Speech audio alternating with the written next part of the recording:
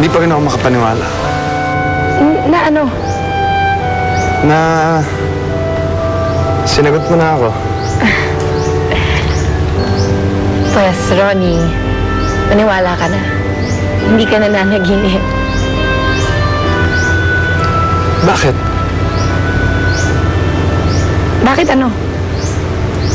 Bakit biglaan? Ayaw mo ba? Hindi. Siyempre, gusto. Kaya lang, gusto ko din na sigurado ka sa feelings mo.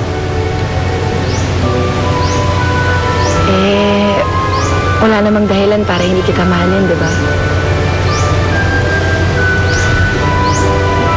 Si Migs.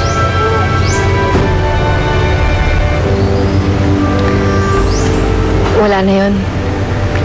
Kinalimutan ko na siya, kaya dapat kalimutan mo na rin siya.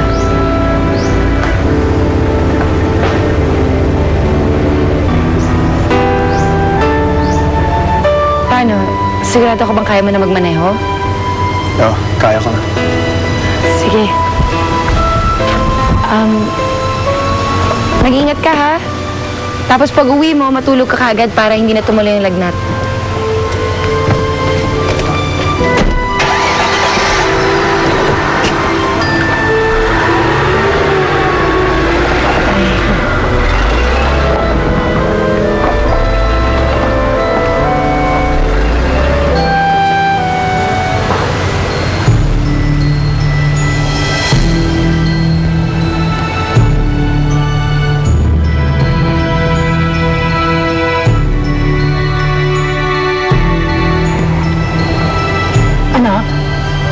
Po, balita ako, sinagot mo na si Ronnie? Opo. Sigurado ka? Wala na si Meg sa puso mo? Huwag mong dayain si Ronnie, anak. At higit sa lahat, huwag mong dayain ang sarili mo.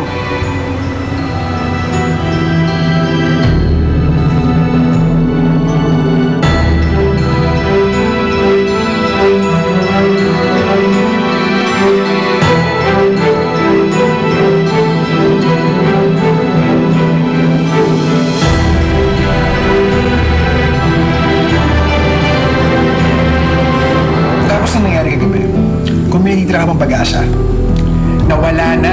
Bakit ba ikaw ang problemado? Problema ko to eh. Akong bahala dito. Hindi pa tapos ang laban. May huling hirit pa ako.